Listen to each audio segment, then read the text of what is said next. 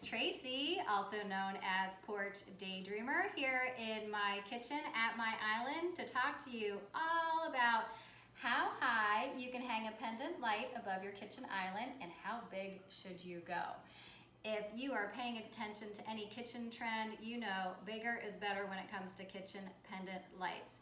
The times have changed. I can tell you when I moved in here 9 years ago, even though my kitchen island was 8 feet long and 5 feet wide, quite large, I only had 2 pendants that were 10 inches in diameter. Well, the beautiful ones you see above me, they are 24 inches in diameter and 22 inches tall, so I went significantly larger. And you're probably wondering how you can do that too, or if you're renovating or building a new kitchen, you're trying to figure out what lights are going to look the best over your kitchen island. Well, I'm going to give you some simple rules of thumb on how big you can go and how high to hang the actual lights. So there's a few things that we need to think about first, and sorry folks, it's all math. You need to think about the working space all around the edges of your island itself. And I'm standing at the end of my island because I want you to take that into consideration, not just the primary cooking space or entertaining space if you have bar stools. I actually have this whole wine center with a drawer with my wine openers. Right below that I have my glasses in a cabinet, and then I have my wine rack.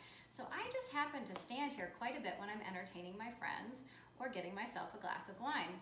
So something I wanted to make sure that wasn't going to be a problem is I didn't want my pendant to come so close that it felt like it was getting in my face. So what I did, and this is an easy thing for anybody to do, is if you're considering a pendant online or you see one in a store, make sure you get those dimensions, map that out on a piece of wrapping paper, just trace it and cut it out, and physically set it down on the counter and move it around to see how much working space you're going to have on all sides, and also how they look as far as how far apart they are. So something that I was able to do, because I did have 8 feet, is I was able to step back all the way 12 inches. Now, I've seen some rules of thumb, 6 inches, you can come as close as 6 inches to the edge. I think that's a little tight. I would recommend you try to push it back as much as possible to give yourself some space. So when you think about that math, with each one of my pendants being, 2, I've got one here and one you can't see off camera, is I have a foot of space, so 12 inches from the edge of the counter to where this actual pendant is hanging down. Then the pendant itself is 2 feet, so we are at 3 feet. There's about 2 inches in, 2 inches, 2 feet in between. So we've got 1 foot, 2 feet, another 2, so that's 5, plus another 2 feet, we're at 7. And then from the end of the other pendant, we have 1 more foot, so that's 8. So my math worked out really simply. Now, when you think about the width, I had 5 feet. So I have a 2-foot pendant, so I have 1.5 feet on this side and 1.5 feet on this side, so plenty of space all the way around the borders of my island. So I've been trying to come up with an easy rule of thumb. I've seen a couple different things, but I would say if you stay within about a 25%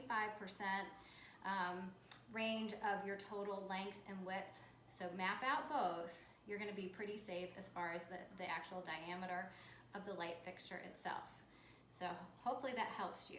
All right, so you picked out the perfect pendant. You're ready to go. Now you need to tell somebody, or your husband or you, how high am I going to hang this pendant off of the counter? Well, I want you to reverse your thinking and start thinking about how high am I going to hang it off the floor? Why would that be? Well, I'm a fabulous 5'4", so I'm a nice average height, and I am barefoot, so you can see my actual height. And something that you have to be mindful of when you hang a pendant over a kitchen island is a lot of the time people are going to be standing around it. You are going to be standing around it cooking, or you're entertaining and people are standing at your island. So what you want to make sure you're doing is you're measuring from the floor up, thinking about your line of sight. So most counter heights are 36 inches. So pay attention to the measurement from the floor to the top of the counter. Mine is 36 inches, so that's 3 feet. And then people will hang the base of their pendant about 30 to 36 inches. I'd recommend going a little bit higher, so I went all the way up to 36 inches. So if you think about 3 feet plus 3 feet, we're at a 6 foot tall person. So it's really important to think about that even my tallest people in my life, my dad is 6'3" and a half, that his eyes are never staring directly into the light bulbs, because the light bulbs are actually going up another probably 4 to 5 inches from there. So whenever you're doing the measuring for how high to hang it, make sure no one, unless they're freakishly tall, is going to be looking into the lights of the pendants. So it's a pretty simple formula. You're going to think about 25% of the total length and width of your kitchen island itself. If you're not totally sure if it's going to look good or not, cut it out on a piece of paper and start moving it around on your island. And then when you're ready to hang it, measure from the floor up and use 6 feet as your guide so nobody's looking into the pendant lights. I hope this has been helpful. For more design, DIY, or paint tips or tricks, please visit me at porchdaydreamer.com and subscribe to my weekly email newsletter so you never miss a post. Thanks so much for your time, and I hope you have a great day.